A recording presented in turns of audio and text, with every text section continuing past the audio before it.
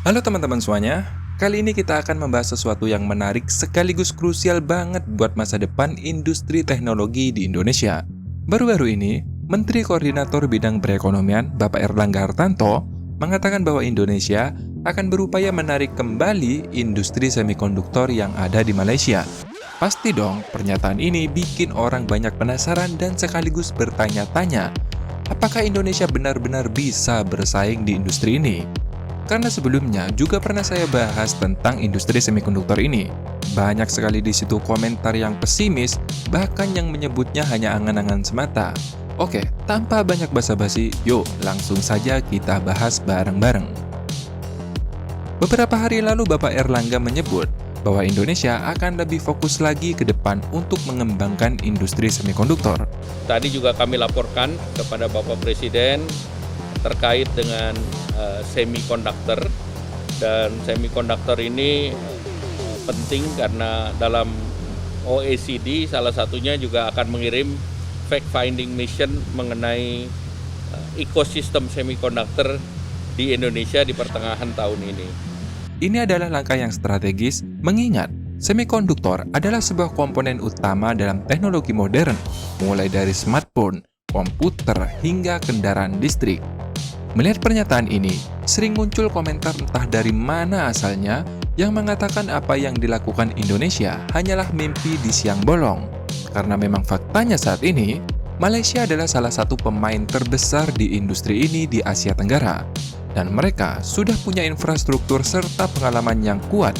Bahkan, Malaysia adalah eksportir semikonduktor terbesar ke-6 di dunia dan mengemas 23% dari semua chip yang digunakan di Amerika Serikat. Namun dari pihak Indonesia sangat optimis nih, bahkan sudah mulai bekerja sama dengan negara-negara seperti Singapura dan Jerman melalui Chip Academy untuk mengembangkan sumber daya manusia yang mumpuni di bidang ini. Langkah ini menunjukkan bahwa Indonesia nggak main-main dan serius ingin bersaing dalam industri ini. Sekali lagi, banyak sekali komentar yang skeptis mengatakan bahwa langkah Indonesia ini hanyalah sebuah mimpi di siang bolong. Alasan utamanya yang gak jauh karena Malaysia sudah sangat kuat di industri semikonduktor dan sulit untuk menyaingi mereka dalam waktu dekat. Namun, daripada spekulasi yang gak jelas, mari kita lihat lebih dalam bagaimana Indonesia telah berhasil dalam industri lain yang awalnya juga tampak mustahil.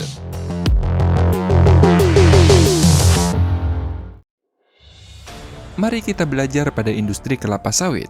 1960, Malaysia sudah menanam kelapa sawit secara besar-besaran melalui program diversifikasi pemerintah untuk mengurangi ketergantungan pada karet dan timah. Mereka sukses besar, dan Malaysia kala itu menjadi eksportir minyak sawit terbesar di dunia. Ingat, terbesar di dunia. Karena menjadi eksportir CPO terbesar di dunia, maka Malaysia merasa berhak untuk ikut mengatur harga CPO. Kemudian di 1980, dibentuklah Bursa Komoditi di Kuala Lumpur. Ini merupakan bursa berjangka pertama di Malaysia dan di seluruh Asia Tenggara bahkan. Kemudian di 1996, pemerintah Malaysia meluncurkan Bursa Komoditi dan Keuangan Malaysia atau yang disebut KOMEK. Bursa ini sekaligus menggantikan Bursa Komoditi Kuala Lumpur sebelumnya. Nah, barulah di tahun 2000, COMEX bergabung dengan Kuala Lumpur Option and Financial Future Exchange dan membentuk Bursa Derivatif Malaysia atau MDX. Mulai dari sinilah, Malaysia bisa mengatur harga sawit sendiri sepenuhnya.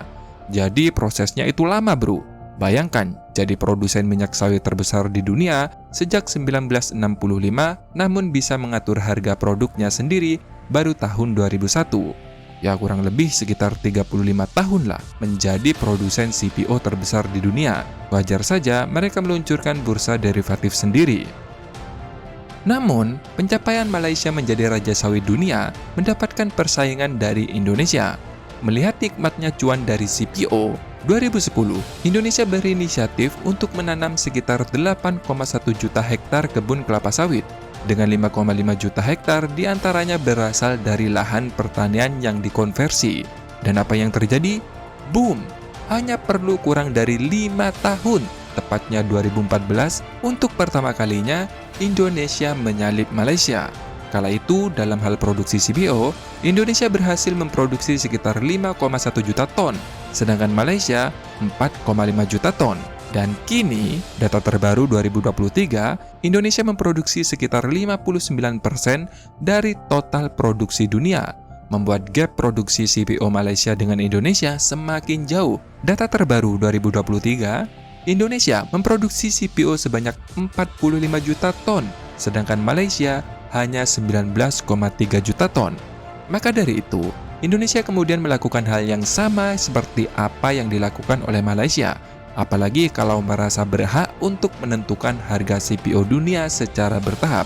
Pada Oktober 2023, Indonesia merilis bursa CPO sendiri melalui Indonesia Commodity and Derivative Exchange.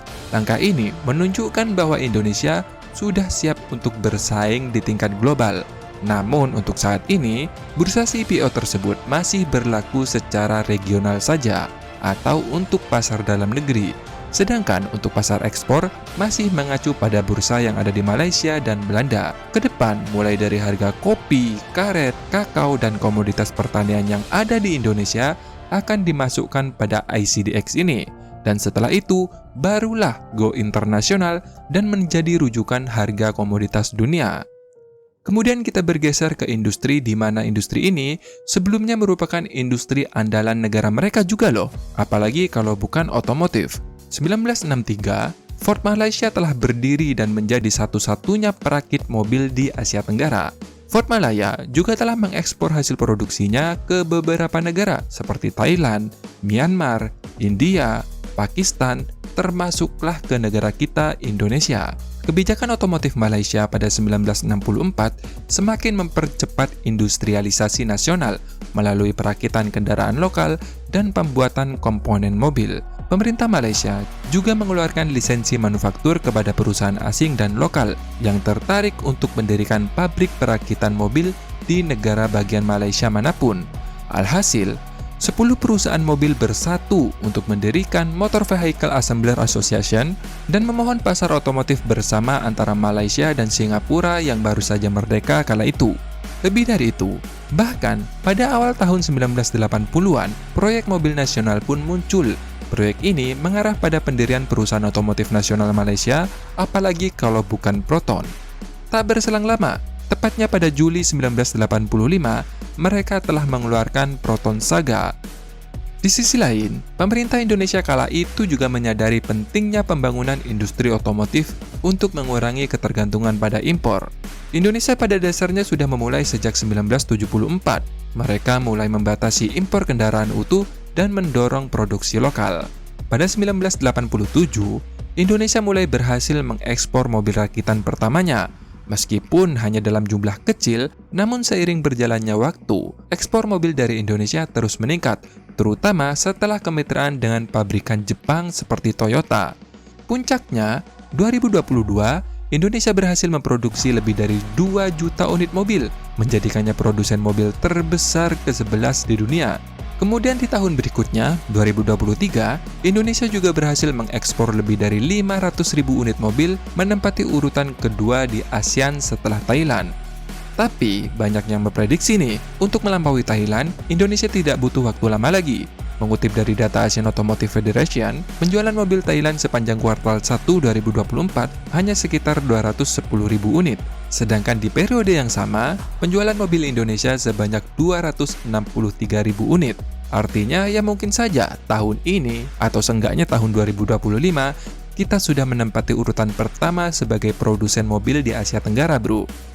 Nah, melihat kasus di atas, jelas bahwa apa yang sedang dilakukan Indonesia di industri semikonduktor bukanlah hanya omong kosong doang. Memang, tantangan yang dihadapi sangat besar, terutama dari Malaysia yang sudah lebih dulu mapan. Namun perlu diingat, dengan strategi yang tepat, kerjasama internasional dan komitmen untuk mengembangkan sumber daya manusia, bukan tidak mungkin Indonesia bisa mengejar ketertinggalan dan bahkan menjadi pemain besar di industri semikonduktor. Terlebih nih, sejarah telah membuktikan bahwa Indonesia mampu melakukan lompatan besar hanya dalam waktu yang singkat. Jadi buat kalian yang masih ragu, percayalah bahwa masa depan industri semikonduktor di Indonesia nanti akan cerah jika pemimpin selanjutnya tetap mempunyai komitmen seperti pemimpin yang saat ini. Tapi bagaimana menurut kalian guys? Apakah usaha Indonesia untuk bersaing dengan Malaysia dalam industri semikonduktor hanya omong kosong doang? Atau justru menganggap ini adalah sebuah masa depan yang sedang kita tatap saat ini? Silahkan tulis pendapat kalian di kolom komentar. Terima kasih sudah menonton dan sampai jumpa di next video. Dadah!